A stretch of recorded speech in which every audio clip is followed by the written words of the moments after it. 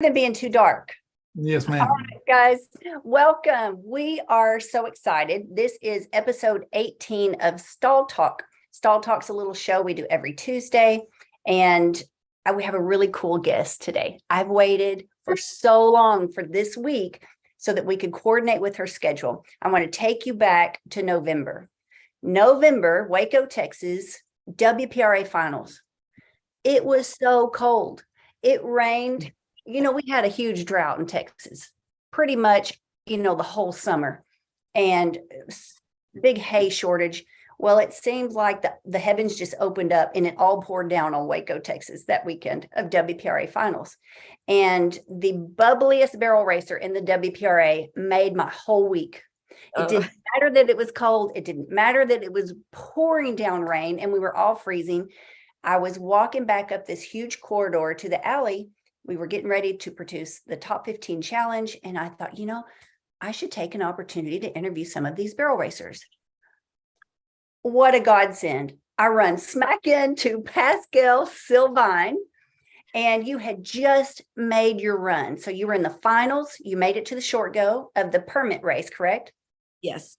Yes. And you had just come like barreling down the alley, stopped your horse, stepped off, and I threw a microphone right in front of your face. And that was the first time I really got to, I guess, engage with you up close and learn about you and hear a little bit about your story. And I was like, wow, what have I been missing out on all of this time? So I'm so excited you're here.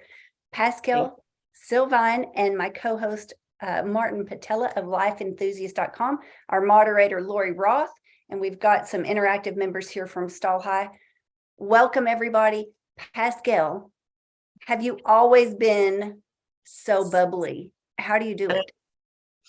I think yes, I've been always positive, but I feel it's something I remember, like I'm 33. So when I was in my early 20s, it's something I really want to change because I was negative and stuff. And when I did that mental change, God opened me so many doors in life, and and now it's the way to go for me. It's not fake. It's just like you get through all the worst day of your life, so you can go through what's going on right now. It's not going to be easy, but you can go through it. Mm-hmm. Well, you make it look easy. It's not. I think if for people who just meet you or they get to see you, as a passerby at a rodeo or a barrel race or at one of your jewelry events, they might think, oh, well, like I could never be like her. Like she must have been born that way. She's so outgoing and she's so positive and so optimistic. Were you aware that you were negative, or did something happen to point that out? I think I was just in point of my life. I believe you belong somewhere in life. Okay. So I'm born and raised in Canada, Quebec, French. It's the accent. And I was working as a social worker there for child services for 3 years. I have my bachelor degrees. I thought everything in my life was lined up, all by the book thing. But I was not very happy till I decided to say, you know what? I always wanted to come at least 6 months in Texas, come ride some horses, learn the lifestyle and everything, because I always been in the battle horse industry-ish, but like not like those are what we have here, but like in my head I thought. And I did it, and I just persevered through that goal. And I find out that every time I was positive, it was bringing me more positive thing than when I've been negative, bring me negative thing. So just real quick, you said I was in the barrel industry-ish. It's not the same. So for people who haven't had an opportunity to come to the States or come to Texas, because you live in a hot spot for rodeo. Yeah. How is it different? Well, okay. So also the thing people need to understand, I'm from Quebec, which we have decent amount of rodeo, but I was for northern region where we have 3 rodeos and some play days. But after that, the closest one was always 8 hours drive, like the closest, if you wanted to do any circuit of any kind. So that's why, and also the knowledge. I mean, the people been here, like what I see is people been touching horses since they're little and did like a bit of this and a bit of that. Us, it was bar racing or that's it, that's all. And the only knowledge, because this is before internet, like when I was teenager, internet started, but like book for Marta Juicy, that's all the knowledge we have access back then. And we had fun and everything, but I did learn a lot when I decided to come here. Is the competition the same? We do have good, decent horses, but I would say the amount of, like, of course, I think I don't want to be bragging, but I think Texas is the place to be. It's a hot spot, like you said. But we do have some decent horses, but the quantity, like, look at like a jackpot, like yesterday in Kibi, like how many is in the 1D next to NFR qualifier? Like the competition is here and it's stronger, but I always say you need to hang with the best if you want to be the best. So that's what I did. All right. So when was your first WPRA entry? When did you decide I'm going to do this? I'm going to buy my WPRA permit and I'm going to go for it. Okay. So I'm going to do a short story. So I have a horse for 2 years and I have a lot of issue. In March 2022, I broke my femur, my legs. And after that, I still tried with her, but it was just the end of our road together, right? And I said, I need to buy a horse. I'm going to just have fun with it. That was my whole goal. I just want to have fun and like be competitive-ish, but like I knew I didn't have the money to buy a 1D pro rodeo finish horse. So I find my little Devon and I love the stockyard. The stockyard is for me the closest rodeo of Quebec, because in Quebec, people in the rodeo it's festive. Like people, I love it. They have a little bit to drink and they party, and it's like here it's a little bit more quiet. But the stockyard is the closest of my hometown. You know, I'm like, oh, I feel home for a second. So I go to the stockyard all the time. And I brought my little Devon. Any second rodeo there, he won. I think it was the second and the third time I go there. I'm not sure, but we won the rodeo. I was lucky. Not much people was there, but I still won it. So I was like, well, I always dreamed to rodeo. So I talked to one of my good friend. He do per rodeo, he calf row, but he very helped me because I was debating between using UPRA or do a PRA. He said, well, if your dream is to do a PRA in the long term, you need to start to learn now how it works, because it's a lot of learning. And I was like, you know what, you're right. I say, who cares what people say? So I buy my card in September for 2023. And my first pro rodeo was the first one. It was a Bowie, Texas, for answering your question. Wow. And so how did it go in Bowie? Were you excited to be there, or did you have reservations thinking, because a lot of people struggle with imposter syndrome. I shouldn't be here. I'm not ready yet. What was it? What did it feel like for you? So I actually did a TikTok about this driving there, and I started to cry and say, I always dreamed to pro rodeo like for a long, long, long time. And I say, I'm doing it now. Like today, it's the day. And weirdly, I felt again the feeling I belong. Like when the first time I put my feet in Texas, I felt like I had that strong feeling it's where I belong. And I was like, oh, I feel like it's where I belong. And I said, we're going to do the best. It's just another run. And we were in the slack. And it was the first time I ran him outdoor. And I was like, he said, I'm sure it's fine. And he was decent. We were like 27.8 from the fastest run that day. So I was very satisfied with that, because it was so much. I didn't even know how you react with the shoot and like all that. I just throw it to the wolf, you know. And yeah, it was great. And I work very hard for my business and build what I have. And it's why I try to erase that syndrome, imposter syndrome, and say, no, you belong, you work hard to be here. In different ways maybe, but you still work hard. Okay. So I'm curious, like if we can get to the root of your positivity, and I'm going to include Martin here. So my co-host is Martin Patella. He is founder of lifeenthusiast.com. I love having you on every week, Martin, because you bring a level of expertise and connecting the mind and the muscles and our health. Does this sound like a spiritual root to you? What's the foundation? Is there anything else going on that leads to this? What are your initial thoughts, Martin? Just me. My number one thought is my memory of being in Montreal. I was young then, 1977, 77. Anyway, I'm talking to people, just service people, secretary of an office or whatever, and I'm thinking they're coming on to me. And I just thought that, oh my gosh, these women are all over me. What's up?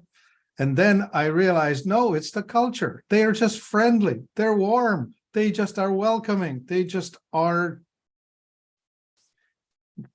just Lovely. not reserved. They just put themselves out there for you. Yeah, makes sense. So So that's how I perceived the Quebecois, the French culture. They were just embracing everyone, right? So Okay. I find that when Pascale talks about her positivity, I think it comes to her from the culture. I think it's that the people in Quebec in general are warmer than others. Like, I had the opposite experience in New York, where I'm walking down the street and it's like elbow in the side and get the F out of my way, and just totally selfish, self-centered, as opposed to the flip of out there for you experience. Okay, Pascal, rub off on me, please. Rub off on all of us. We want some of that. So that was my experience of the culture. I think the society, how they raise you, will have something to do with it.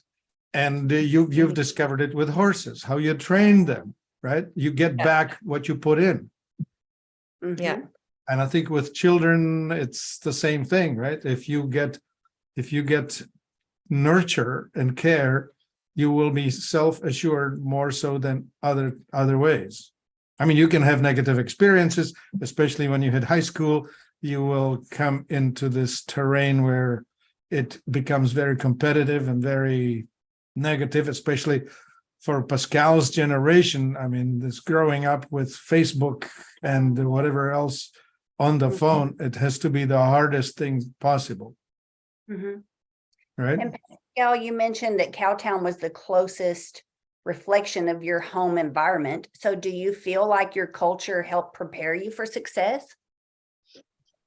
I One would say thing just I for can giving, just for giving, not for success. That has not much to Okay. do with it. Putting But yourself how out you- there. That's a How weird you thing. approach people is that you approach them with essentially your heart in your hand, as opposed to with a whole lot of armor.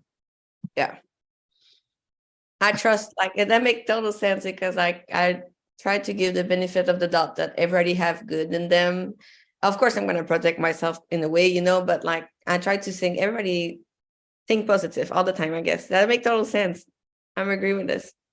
Yeah. We I want grew you- up in a household with my father who was as negative as you can be.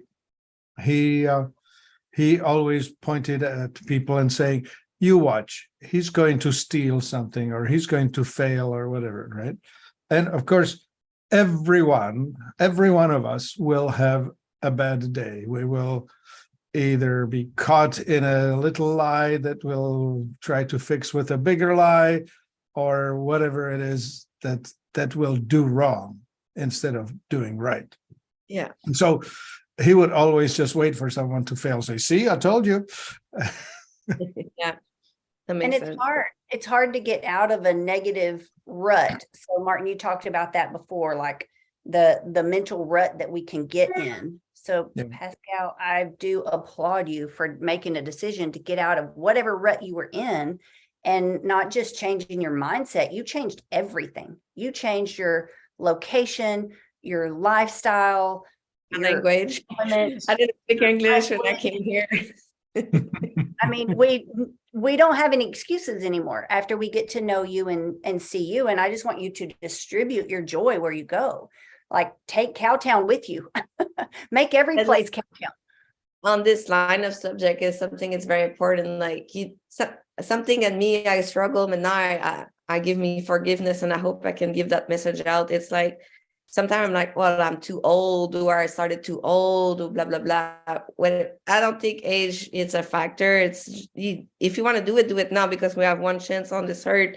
So either you do it now at age, whatever you are, and then you never do it, and like the business, I started like I was like very seriously. I was in my 30s and pro rodeo. I'm 33. I just got my permit. It's not even fill up yet. Hopefully soon, but it's still not fill up. So it's age. It's if you really want to do it, just go for it. That's all I have to say about that very strongly. Well, was there a spiritual, like a defining moment that impacted your decision to make a change? Because you're very open about, you're very transparent about faith. You believe in God, you profess your faith in God. And was there a defining moment that, is there a spiritual foundation? Let's talk a little bit about that. How much does faith factor in for you? I grew up so we're Catholic back home. So we used to go to church a lot, and I did not believing, but the connection with faith for a long time. Here it's stronger, and the way y'all see the faith, for me, connect more with who I am. Catholic, it's like, it's this or that, or like it's more sin, and it's more always negative for me, the way I experience it anyways. And here I love how we, like Cowboy Church example, how we talk about God. And I remember one thing was very marking for me. It's when I went to a funeral here. It was so different. And us, it's like, again, by the book. It's always the same thing. Whoever is there, and you just put the name of the person.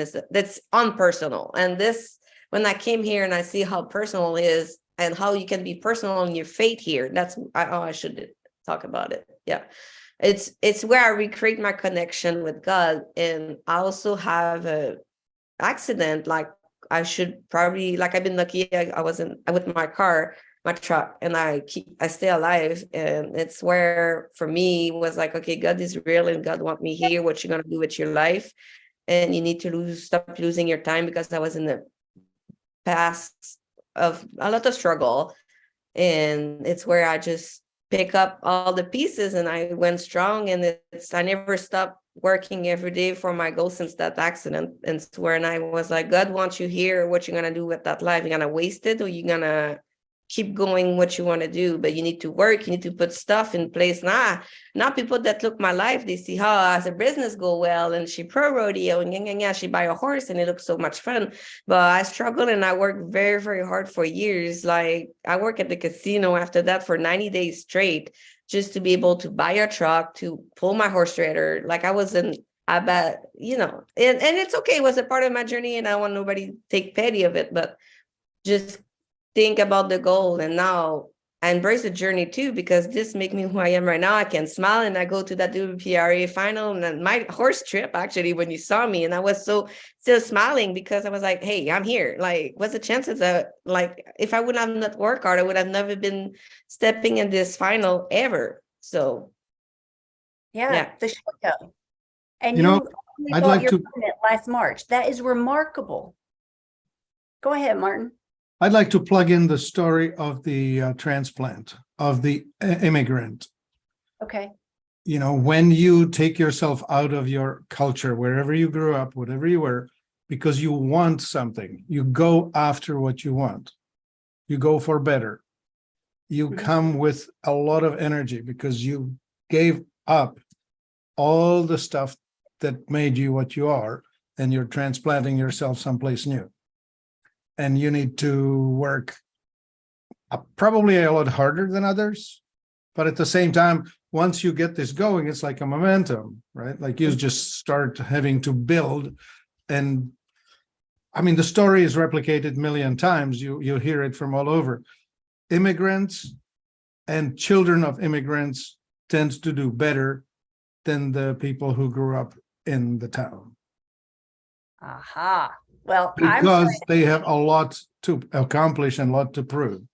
yeah. Well, I'm starting to see, just in the barrel racing industry, because I've watched for several generations now, kids who are raised in it and born and rooted in the industry with every advantage and every opportunity to be a champion, sometimes it's harder for them. It's easier for someone who didn't grow up with that foundation to step in because they have fresh eyes.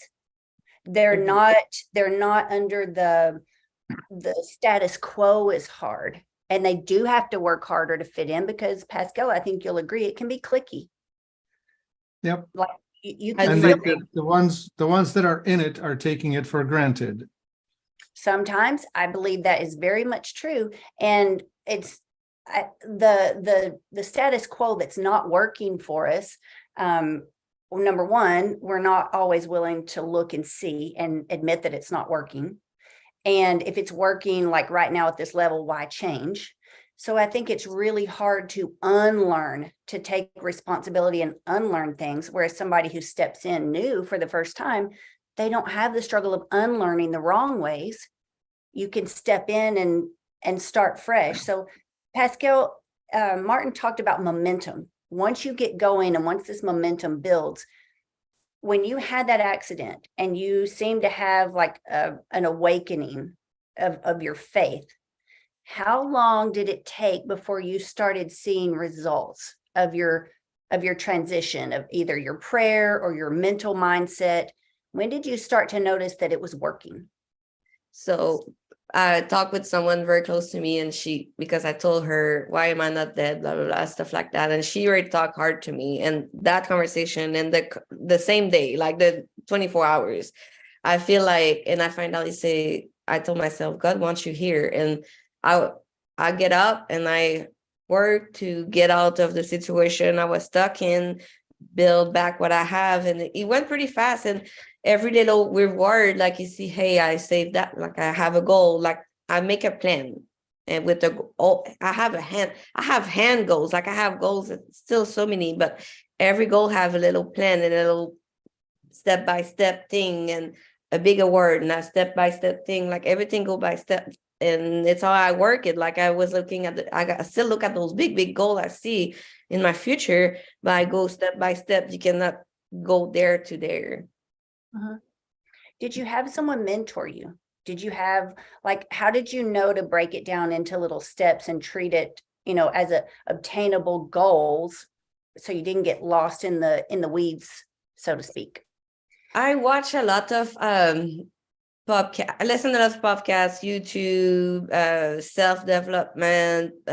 Not all the time. It's a by period, and this really helped me in experience, and a lot of people influence me in a way. I don't have one specific I can name right now, but in a meaning, I didn't do it by myself though. No, it's not what I want people to think, but it was like an influence of a lot of people at the same time.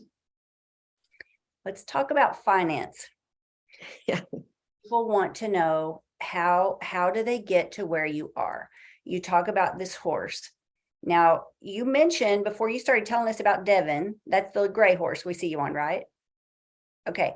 You mentioned I didn't have money to go buy a 1D finished horse, but then bam, you start winning right away. Yeah. How did that happen? I got lucky on this one. I want the people to know I got lucky on that find because he was not advertised as is. He was advertised for the price I paid for. He was a good horse, and I know I have a lot of my friends or people I know say, I wish I could find a Devin. I got lucky. I want to put this out there. And they are there though. I have also one of my friends, Pedro Borges, is from Brazil, but we used to work horses together, and he helped me to find. If you say mentor of horses, I do have a plenty. Like they help me with skill. Every run, I send them around what you think. So this, I truly believe you need mentoring the horse, like especially like I'm okay, but I'm not the best rider. And like, how can I change this and this? Do what we have with what you have. But financially, for your question, it started with the casino, and I have my side hustle. And after that, the jewelry. And after that, I just grow the jewelry. And I knew because I worked 3 years for a world champion here. So I was in the industry in a way, in futurity.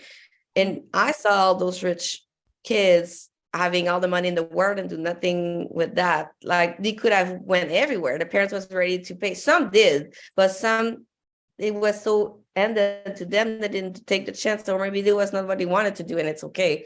But I was like, okay, I know I'm never gonna have that kind of money handing to me. So what else can I do? You need to build something that's gonna bring you the money to do what you want to do, because courses ain't cheap. Like we know that. Like just keeping it at the place. I'm not saying even buying one. I'm just like keeping it in shape, go to the vet and all those things. It's expensive. Right. But you make it work. When you really want it, I think you can make it work. What made you decide jewelry? Which, by the way, every time you put your hand near the camera, I'm like, ooh, it just sings, because I'm a huge turquoise fan. So what made you choose jewelry, and specifically turquoise?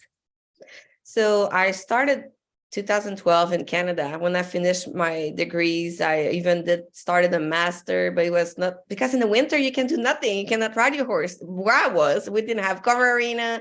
Like it was the horses in outside and surviving in the winter. And I was like, God, this is long. And I was done with school. So I was like, I always love it. Fashion, like looking fancy or too much over the top. This is me. Like I assume myself. And I started for fun to do jewelry, and I was looking everybody in the US and Texas style jewelry, because we have nothing then there. eBay was the only place you could buy stuff back then, like in 2012. So I started to do that. And when I came here, I always did it for helping. And my style of jewelry very involved. And I started to work. I was so scared to start to work with turquoise, because it's a more expensive stone to work with, than I used to work with sea beads, which is the glass beads. It's like, you can buy it for Hobby Lobby for $1.99. You know what I mean? So I trust the process and started, and people, it's where they hey, we like what you do. And I work a lot with this. And I don't know, maybe in 5 years, my style's going to change. I strongly believe I can do it though, because it's been 10 years I do that. So my style evolve all the time. Mhm. So yeah. Where did you start selling originally? So Facebook back then, Facebook page was fun back then. It was easy to manage. After that, they block us. So like we need to pay to be there. So I follow everything. I have Facebook group, my Instagram, Etsy. It was my first real platform. Create a website, create a wholesale website. I'm on Faire. And now TikTok. I'm a content creator now. You need to, when you sell online now, you need to be 50-50, like create the content and make the content, And yeah, Pinterest, being all social media as you can think about them, they're probably there.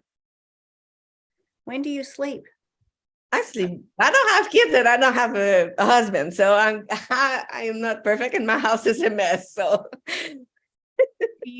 what does your horse schedule look like then? Because you've already talked about your schedule, which is pretty insane, just keeping up with the rapid growth of, how do you pronounce your business name? The Bijou Fab. So The bijou means jewelry in French. Okay. Jewelry. I can't even say jewelry, right? Bijou Fab. It's amazing. I'm so proud of you, and I'm so happy for the rapid growth. You were just at WESA. You were just at Dallas Market with your own brand and your booth, and it was just decorated beautiful. And you were there, and we walked by. You didn't even have time to really talk because there were so many people there. Yeah, I'm very blessed. I have a lot of people that love their brand, love the personality, I guess, the bubbly thing, and love you. That's why we want to support you. That's why we want something that you create, so that it'll rub off on us, right? And I saw your post about wanting now to be in National Roper Supply, NRS, which I think is a by the way, on their part. Yes, they DM me on TikTok, so my trick worked. I was like, this is a smart idea. Smart girl. All right. So you reached out. Tell us about that. People may not know the story, and they may be like, how did she get NRS to pay attention to her? So I saw that TikTok that people want to be represented by a brand, a TikTok trend once again. And I was like, oh, I could do that and say, it says like day one, trying to have an artist noticing me. And it was day one yesterday. And I have like only 1,000 views, but I have so many people that say, because when you're in the industry of wholesale, like I am, you make a lot of friends in the wholesale that know who buy from. So I have a couple of those that contact the buyer from NRS. I have friends that knew who work at NRS, and it's just NRS sent me a DM and asked for more information, which I did, and finger crossed, but at least my feet, like they know who I am now and they follow me. Well, we're excited for you. The last time I was at NRS, I think I took, Lori, how many hats did I take that day? Like 9 hats to NRS? Yeah, I think so. Yeah, we took 9 hats to get reshaped and spruced up before the national finals, because my favorite hat shaper in the world now works at NRS, Chance Foster. He's been shaping my hat since he was a teenager. And they're so blessed to have him. And I know they're going to be blessed to have your brand in that store as well. So I'm excited for you. I will be praying that all goes well. I'm curious if you will get to meet with my friend Brooke Birch, who works on location in the Decatur store, and she is precious. She's awesome. I think you girls are going to really like hit it off and click. So that's exciting. So we talked about financing. We talked about the momentum when you started seeing a difference, how you started selling things. You didn't have this handed to you. You went and worked at a casino. Did you want to work at the casino? I'm curious. I have 3 jobs at the beginning. I was doing the jury. I was working at a steakhouse in Gainesville, which have, if we were lucky, 5 customers at lunchtime, and the casino. Like I have fun in the casino. I don't want to spit on it. Like I don't want to be like over it. I have fun. I met a lot of good people, but it was not my crowd and my kind of, I'm not working in a cigarette smoke and all that. It's not me, but I was like, it's been good to me, and I don't want to talk bad about it. They've been good to me. Well, but I was happy to not go back. I love those stories. In the first Top 15 challenge we did year before last, we interviewed Seth Roy. He announces the All In Barrel Race, Seth Roy Voice Productions. And he told the story about 2020 when all rodeo shut down, and every event that he had booked for his voice as a professional announcer shut down. Well, what was he going to do? I think he had just gotten engaged to Courtney. He was like, oh my gosh, what do I do? Well, he had to get a job for a while in the interim. Did he want to do it? No. Was that his choice? No, it was not. But he told that story about how he was willing to do it because he didn't want to let go of his dream. Mm-hmm. He had to hold the gap. He had to make it happen and hold things together until rodeos kicked up again. And I don't know, you did mention some kids that just don't take advantage of the opportunity, where you see other people who would just love to have an opportunity. I think some of us just feel stalled. For me, I didn't realize I was as negative as I was until somebody pointed it out, Pascal. When I was in college, I vividly remember my friends getting on to me. I was apparently in a foul mood. It was such a behavioral routine for me. I really didn't know it until one of my best friends spoke up and said, we love you to death, but you're getting on our nerves. So either knock it off right now or we're going without you. Oh, but those are real friends. Yes. And I'm so glad that she just kind of snapped me out of it and helped me step back and reflect how I was thinking, what I was saying, why was I stuck in a negative loop anyway? And that was a really pivotal moment for me in my early 20s. That's when my own faith kind of came to fruition. I didn't really have faith before then. I had religion. I'd been exposed to religion. You grew up in a Catholic environment. I grew up in a Southern Baptist environment. Martin, I don't know if you've told me about your upbringing, faith, spiritual. I grew up in a police state behind the Iron Curtain, where the religion was the communism. Mm. The church was banned, it was bad.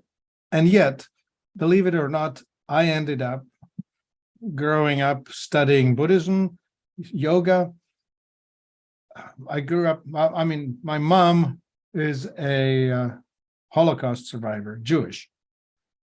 Oh. And but she was so mad at her God for having put the entire race through that she wanted to have nothing to do with it.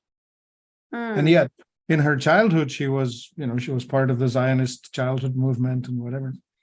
Mhm. That whole thing just beat it out of her. Anyway, so what could I tell you about this?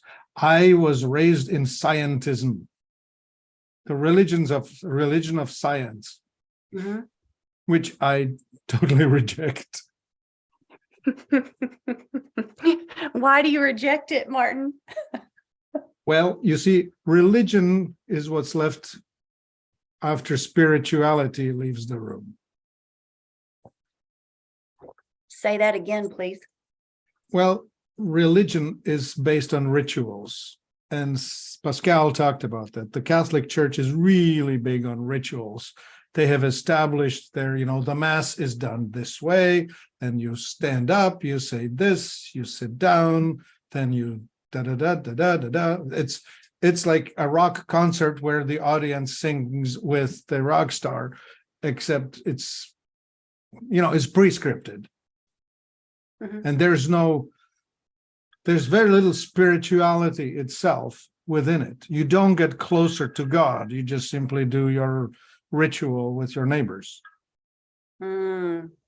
Nailed it. So was it your health journey, Martin, that changed things for you? No. I don't know. I'm not from this world, I'm just passing through. Well, we're glad that you're sharing your time with us. Yeah, no worries that. I wouldn't say, well, the health journey, I mean, all breakdowns, I would say, all challenges, all difficulties are there to teach us something. When it gets tough, we need to evaluate why as opposed to how. Okay, now we're getting into the really thick stuff. Yeah. Well, yeah, the why. As to how, and that, quite frankly, that's our mission. That's our heart at Stall High, and through the mentor program, and through having Stall Talk every Tuesday, and awesome guests who come on and share, their life's work, what they're passionate about. We want answers.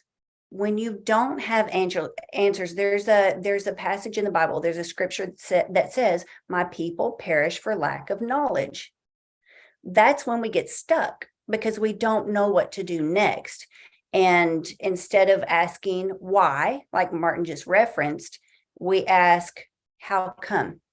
Like, why me or why not me? But we don't really why me instead of why not me? Yes, we don't really give the time or the energy to start peeling back those layers, because we think that's going to take too much work. I want the express. I want microwave success. Well, microwave success doesn't go anywhere. It stays in a box. It typically doesn't get very far. Mhm. And the flavor's not as good. Yeah. So, Pascal, I'm proud of you for working hard for your dream. Lori, do you have anything to input on this conversation? You've been in the background this week, been really quiet. Well, yes. So I think what he just said hits the nail on the head. That people, instead of asking why me, which is what we all have a natural tendency to do, that's a really good new and challenging thing to get yourself to, is to ask why not me. I believe you're right. When you go through challenges and tough spots, my personal belief is that most of the time it is to build us up, right? To build our strength, build our resilience, teach us new things that are going to propel us into what we're supposed to be doing. And I think if you really, and if you can get yourself to avoid throwing your hands in the air, but like, take a step back, take a, like you say, the 30,000 foot view and ask, okay, what am I supposed to learn from this? Why is this happening? What caused this? How can I grow and do better? I think that's where it's at. So asking why not me seems like a really far out there idea, but I think that's a great way to put it. And Yeah. knowledge is empowering. So when we do find answers, let's just take here every week, Tuesday for an hour, we put our heads together, we have a meeting of the minds, and we all walk away with something new. So we've all empowered ourselves by investing a few minutes, 60 minutes. And you would be amazed. I heard a story the other day, and this is really impressive to me, and I feel like I can relate in some way. It told a story about an entrepreneur that, I think he was a dentist, actually. He went to a conference in Japan, if I remember the story correctly. He listened to one technique. It was not his technique. It wasn't new to the world, but he brought it back to the States and he started incorporating it. And it caught on like wildfire. He had people flying from all over the country just to see him for this one procedure. And so that one conference, that one investment of one trip changed the trajectory of his life and his business, and like things started to happen for him. For me, it was one conference. One conference. I got so rocked and so challenged in my faith and the way I was going about presenting my faith to the world and what I was doing about business. Of all things, it was a conference on entrepreneurship for believers. So kingdom and entrepreneurship. And it really made me stop, pull back, and just rethink, why am I doing things this way? What's working? What's not? And what do I really want to accomplish when it's all said and done? Pascal, I love that you said that. I'm ahead of you, my dear, on the birthdays, on the birthday list. And you said you're not getting any older, neither am I. Make it happen. Don't accept the stall, guys. How can we help you? Stall High exists to help you rethink the way you're doing it now. And if we just help you take one baby step out of that stall, wherever you feel stuck or stifled, that's what this whole community exists for. Pascal, do you have any closing thoughts you want to share before we? Something that he said about why not me, like we talked a little bit in the more negative thing, but in the positive thing, if it resonates to me, is like, why not me going to do a PRA, doing stuff, or why not me having my business, and why not you, whatever, and sir, whatever you want to do in your life there. It's vice versa too. It hit me very hard when you say that. So I appreciate that, because I remember I said that to me, hey, why not me? When I win my first check for rodeo, I was like, why not me? Like, I did it. Like, why not me? So yeah. How did you celebrate when you won your first WPRA money? What'd you do with it? Oh my God. But it was not that much. And I'm a little bit crazy about the vet. So I went on the vet bill stuff. And that's part of it, I want my friend, Devin is my horse, he's my friend. I want him to feel good. Like, I ask so much for him. I need to make sure I put everything in place for him to feel good. Is there anything special that you do to keep yourself healthy? That's my last question. That's my challenge that I am struggling with my own. Like, I know what to do to be healthy and do all that. And I think you need to love who you are as you are, but you need to also make the best version of yourself. And it's where I'm stuck, me, and I need to work on, because I work so hard on the business and everything, and it's excuses, but that's my challenge. We all have challenge. I'm not perfect, and I have my own demon, and that's mine. And that's what I'm working on right now. That's what I help people with. I teach that. Yeah, and, well, I need to talk to you. And it's an interesting thing is what happens is that the culture that you grow up with could be wrong for you. So when you learned about food, it could be mismatched with your genetics. And then when you transplant yourself into this new terrain, again, the society offers shortcuts. Businesses in general sell you things that are the easy buttons. They are the easiest things to get, but they're seldom the right thing. You know, it's like the easy road is seldom the right road. Yeah. And the easy meal is not the healthy one. And, the bag of chips that you can grab in a store on your way, so you can eat that on the way in the truck, is probably not contributing to health, right? And stuff like that. And so it will take preparation. My favorite teacher of personal development was Stephen Covey. And in his book, 7 Habits of Highly Efficient People, or Effective People, one of those things he said was always begin with the end in mind. So it's sort of visualize yourself on the other side of the river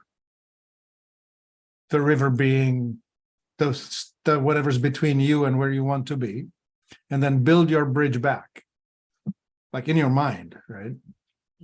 What are the steps I have to go through before I am like that? So, for example, if you want to be like slim like Kendra, you need to be asking Kendra, what does she do in her life? And you can emulate that, right? Like you can be, oh, what does she do? Oh, well, I'll do that. As And opposed to whatever doesn't support you. But then Kendra got her nose rubbed in her negativity, right? What did she need to learn about her mental states? Like we talk about that too, right? Acid versus alkaline. The overly acidic person gets a lot done, but is not so pleasant to be around. The more alkaline person is very friendly, jovial, and bubbly, but tends to be having a hard time getting out of bed in the morning. Things like that. I mean, we can manage that. Food can manage that. Supplements can manage that. And of course, we can manage it in our approach, right? The self-talk, what we say to ourselves, the words. Thoughts become actions. Actions become habits. Habits become character. All of this matters. You broke your pattern and became something that you wanted to be, right? Kendra talks about that. She broke her pattern and she became somebody else other than who she was. Like, she was heading in this direction and then, oh, no, we'll change. We can be somebody else. yeah, We all have that choice. Yeah, my culture, the way I was raised, I was heading in a direction I didn't want to end up. I didn't know how to get where I wanted to be. Did I really think it was possible? No, that's where faith factored in for me. But it is, knowledge is definitely power. The more I enjoy the learning process, the more answers I find and the more things that click and fit together. My mind's always thinking about my horses. Ooh, that's going to help me with my horse. Oh, that makes sense with how I used to feel with this horse. And I can't go back to that horse that I didn't understand at the time, but I can apply that right now to this horse that I have today. And I can be a better steward of my horses today. I can be a better steward of my opportunities today. Is my body older now than it was? Yes. We talked about that last night. Lori Her in the interactive group. We're cognizant of that. So we have to make adjustments. We have to make sure that, like you said, Martin, prepare accordingly. Where's the end goal? That's why we're part of Stall High. Let's reflect on that. Pascal said she has like a little box, a little checklist. Okay, this is what it's going to take to get this step done. Don't try to get too much done in too early a time. Just those little baby steps, Pascal, and then things are going better than expected. Yeah, I want to butt in with this. There's a huge value in mentors, and coaches. Mhm. And if you're lucky enough to meet somebody who can show you the way through either an example or guidance or whatever, then it just happens organically, like you just won the lottery. But sometimes you just meet somebody like Kendra, who actually is making it her business, helping people with this particular thing. But it's never about the thing. It's about who you are as you're doing the thing. Yes. And It's the talking about, character that determines the way you're going to do it. yes, and you really kind of threw me for a loop last week, Martin, when you said people that have their right hip presents high and forward, don't love themselves. Excuse me, come again? Let me check my hips. Well, It's that, not, I didn't say it quite like that. I said it's the feeling of I'm not good enough that does that. okay. Well, that really had me thinking all week. Okay. What are the mental reasons? And Pascal, the audiobook that I've been listening to, this makes me think of you. Who we want to be, like visualize that. Where do you want to be in 5 to 7 years? See that, replay that in your mind. Like you said, build the bridge backwards. He also made an interesting statement, and Martin, I'm curious if you'll agree with this. People who are positive and people who are engaged, they are actively working toward their goals and their dreams coming to fruition. They tend to be physically healthier than those who are not. I have an analogy to that, which is this. Happiness is found in a pursuit of a worthy goal. And happy people tend to be healthier than the unhappy ones. Mm-hmm. Negativity is projected onto the immune system. Fear suppresses repairs and health. Mm-hmm. So when you're in the positive frame of mind, which happiness is, and it's found in a pursuit of a worthy goal, then number one, you need to have a goal. Number two, you need to have a commitment to pursuing it. Then the health will follow you there because you will be motivated to be healthy. So, Okay. Pascal, think big. what's the goal? Is it Globe Life Field, Teton Ridge, the American Rodeo? Is it the national finals? What is the end goal for you and your horses? So I'm the manifest, like talking about what we want and see. I believe in that 100% what y'all were talking. But I'm still a little bit scared to say out loud the final big goal, because I believe in me, but not so much. But my goal this year would be to get the second horse for a bigger pattern, to keep going on Texas circuit. After that, I would like to do the circuit final-ish. I don't know when, maybe. And after that, I would like to do, and if like all the rodeo and in America, like trying harder and see where it goes. Well, Martin just mentioned the value of mentor and a coach. It just so happens that Matt Reeves coaches for us every Monday night in Stall High, and he's our mentor on Mondays. Well, I'm personally committing 2023 to start heading in that direction. What do I need to do to get ready so that I can capitalize on Matt's plan? He has a strategy for making the finals, qualifying for the national finals the first 6 weeks of the season, Pascal. I saw this. You don't have to run all over the nation for 11 months. Now you got to be ginning. You and your horse have to be clicking when that new season opens, but he can help you enter strategically so that you're ready. And I know that's not a magic wand. I need to start like now. I started, well, really before the finals. I was wrapping my head around and saying, this is my commitment for 2023. Will I get back in the top 50? Yeah, I don't know, but I'm going to be closer than if I don't do anything. Yeah, that's true. The closer you get to top 50, and I think after that you can have that strategy to like less rodeo is better for you and the horse for sure. Don't get me wrong. Amen, sis. Like Yeah. in the pocket and the financial thing too.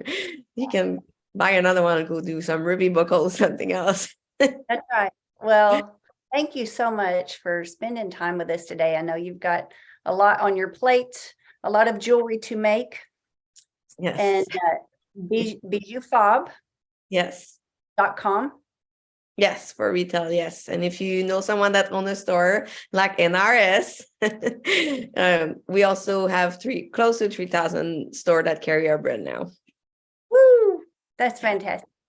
Yes, Well, I'm really, really excited for you. You're welcome to come be a part of our mentorship class. If you want to show up on Monday and just listen to Matt and ask him questions like, where do I need to be entering this spring so that I can get into the top 50? He will help you like per month, per 6 weeks. Like that is his specialty. That's his expertise. And that's what he shares at Stall High. So we'd love to have you be a part of that. That would be fun. I'm gonna ask for the information. I'm gonna join y'all. All right. We'll make it happen. Excited to have you be Just- part. Martin, Just to thank give you so a much. chance to plug me, we do Oh. that for health of people. We do coaching. We have a roadmap for getting from wherever you are to where you might like to be. And we can help people get there. It's just There- they need to engage. That's what it takes. There's the parallel. Yeah, make the decision to start doing something. It's not hard. You just have to be consistent. life-enthusiast.com. That's think Martin's it's website. It's on, the link is above your live that you're walking or watching right now. And if you don't see it there, then just ask us in the comments and we can send you the direct link. Thank you, everybody, for being here. Thank you, Martin. Thank you, Life Enthusiast, for sponsoring Stall Talk. You're making this possible as well so that we can reach more people. Pascal, thanks for rubbing off on us today. All that You're welcome. amazing joy and fun and energy. It's very contagious. So please keep sharing. We're Thank you. excited to follow your journey and we're excited to have you in Stall High as well. Thank you. All right, guys, thanks everybody for being here. Thanks if you're watching on YouTube, Facebook, TikTok. If you have questions, download the Stall High app. That's the easiest way we can help you.